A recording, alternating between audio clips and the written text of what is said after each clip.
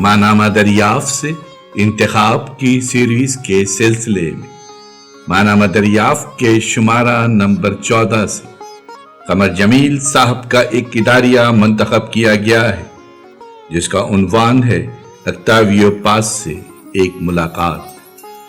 سماعت فرمائیے ماہنامہ دریافت سے منتخب اداریہ قمر جمیل جس کا عنوان ہے اکتاویو پاس سے ایک ملاقات، دریافت ڈیجیٹل پر۔ آواز و پیشکش ظفر جمیل۔ اکتاویو پاس سے ایک ملاقات۔ میکسیکو کا سب سے بڑا زندہ مصنف اور شاعر آج ہماری گفتگو کا موضوع ہے۔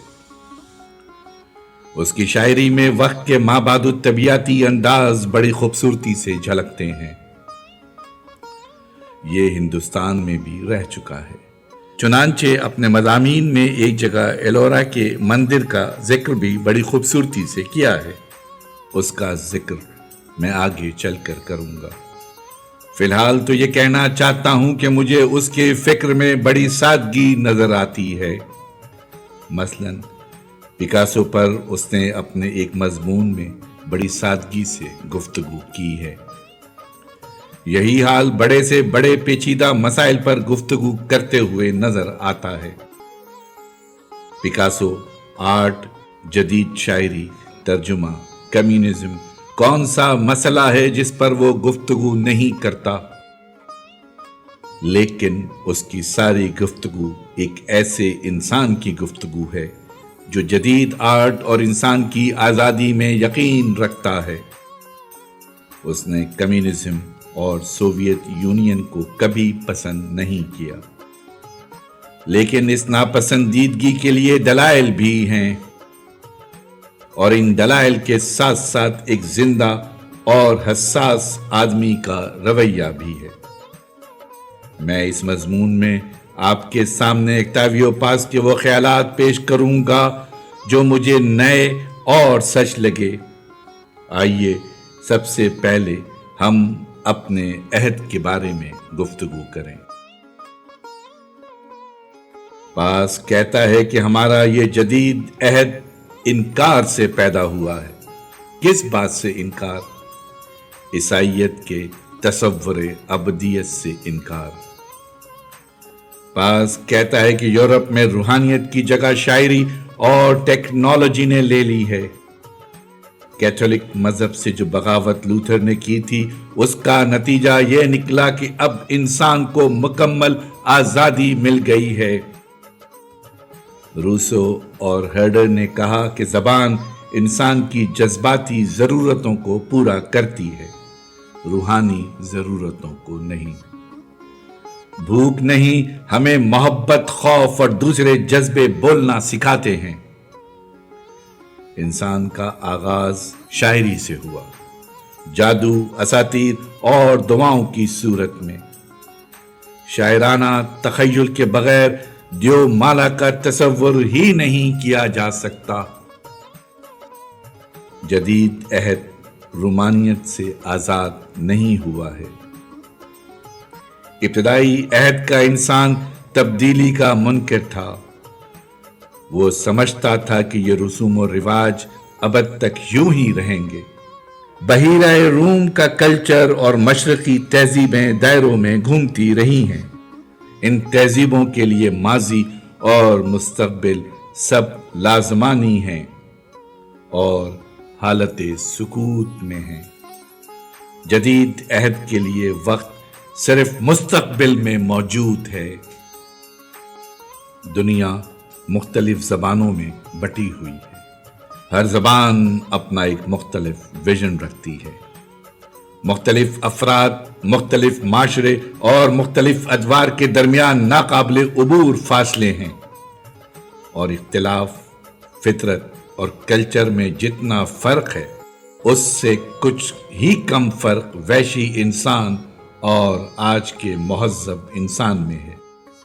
قومیں ان زبانوں میں قید رہتی ہیں جو زبانیں وہ بولتی ہیں۔ دنیا کی مختلف قوموں کو ایک دوسرے سے قریب لانے کے لیے ترجمے ضروری ہیں۔ ترجموں سے مختلف زبانوں کا فرق مٹ نہیں جاتا، बल्कि खुलकर सामने आ जाता है। तर्जुमों के तर्जुमे और फिर इन तर्जुमों के तर्जुमे होते रहते हैं। एक मतन पर दूसरा मतन चढ़ा दिया जाता है। हर मतन अपनी जगह मुनफरिद होता है, लेकिन ये भी किसी दूसरे मतन का तर्जुमा होता है। कोई मतन ओरिजिनल नहीं होता, क्योंकि जबान खुद एक तर्जुमा है किसी गैर लिसानी जबान का। उसके बावजूद ये कहा जा सकता है कि सारे मतन ओरिजिनल होते हैं, क्योंकि हर मतन दूसरे मतन से कुछ मुख्तलिफ जरूर होता है। हमें ये नहीं भूलना चाहिए कि लफ्जी तर्जुमा दरअसल तर्जुमा नहीं होता। लफ्जी तर्जुमा तो सिर्फ ओरिजिनल मतन को पढ़ने में मदद दे सकता है। लफ्जी तर्जुमा मतन की रूह से ज्यादा लुगत से करीब होता है। शायर और उसके अहद में तजाद होता है। इसका मतलब यह हुआ कि शायरी और माशरे में तजाद होता है। यह तजाद शायरी में मरकजी हैसियत रखता है, फिर सीक्रेट ही रहता है। जब फिक्री और समाजी तहरीकें अपना रुख बदलती हैं तो शायरी भी अपना रास्ता बदल देती है। मसलन रोशन ख्याली की तहरीक, अक़लियत पसंदी की तहरीक और मार्क्सियत की तहरीक के ज़माने में शायरी ने अपना रास्ता बदल दिया था। शुरू में तो शायरी को इन तहरीकों से लगाव पैदा होता है, लेकिन बाद में शायरी और उन तहरीकों के रास्ते बदल जाते हैं। मसलन 16वीं और 17वीं सदी ईस्वी में अक़लियत पसंदी के खिलाफ शायरी पुरअसरारियत में डूब गई थी। जो चीज नई होती है वो गैर मुतवक्का होने की वजह से नई होती है। जदीद शायरी की रिवायत अनोखेपन की रिवायत है। इस्तारे और सनाए बदाए का काम दरअसल हैरत पैदा करना है। शायरी का काम यह है कि वो चीजों का दूसरा रुख दिखाए, रोजमर्रा की जिंदगी की हैरत नाकी को पेश करे। पास के ख्याल में शायरी दरअसल एनालॉजी का इजहार है। एनालॉजी से मुराद मुमासलत, तशबीह, इमेज या ऐसी कोई चीज है जिसे किसी दूसरी चीज का मुमासल ठहराया जाए। मसलन अलामत में दो पहलू होते हैं, एक तो इमेज, दूसरे वो जो कुछ इस इमेज से मुराद ली जाए। किसी चीज के मुतवाजी और मुमासल कोई चीज दिखाई जाए तो उसे एनालॉग कहते हैं। मसलन जब हम ये कहें कि वो कई सीढ़ियां चढ़ गया तो इससे मुराद ये होती है कि वो रूहानी या मादी तरक्की कर गया। मुमासलत तशबीह या इस्तारों और मजाज मुरसल से पैदा होती है। ये मुमासलत तख्लीकी तखय्युल से पैदा होती है। तखय्युल ही हिस्सी मातियात, सेंसेस, डेटा और तफहीम, अंडरस्टैंडिंग के दरमियान वसीला बनता है। तखय्युल ही हिस्सी मातियात, सेंसेस, डेटा को हमारे सामने पेश करता है।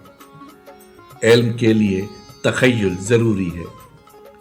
तखय्युल के बगैर इदराक और फैसले में कोई ताल्लुक पैदा नहीं हो सकता। ये बुनियादी हकीकत कांट ने आश्कार की थी। कोलरिज ने कहा, तखय्युल ही ख्यालात को अलामतों में ढाल देता है और फिर अलामतों को हमारे सामने लाकर खड़ा कर देता है। तखय्युल ही की एक हैत है। It is a form of being. ये सब मुमासलतें, तशबीह हैं, तखय्युल के मुख्तलिफ रूप हैं, मुख्तलिफ मज़ाहिर हैं।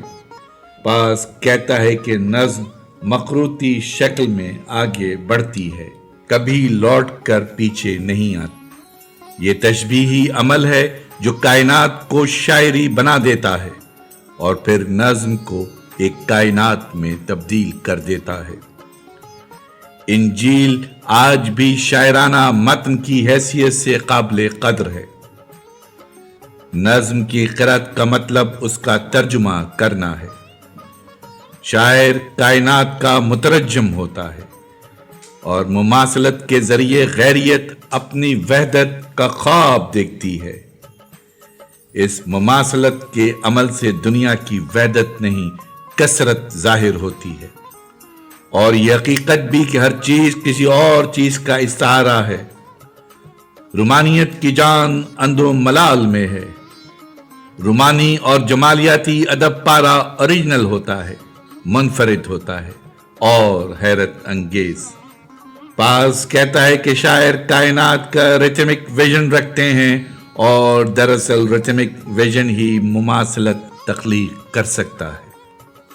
اس کے خیال میں نظم دراصل شاعر کے ایبسیشن سے پیدا ہوتی ہے، یعنی اس خیال سے جو اس پر غلبہ پا چکا ہو۔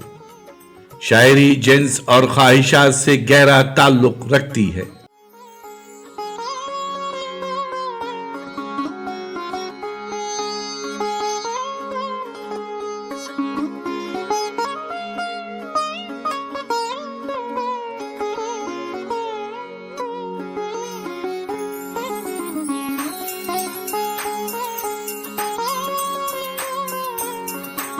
آواز و پیشکش ظفر جمیل۔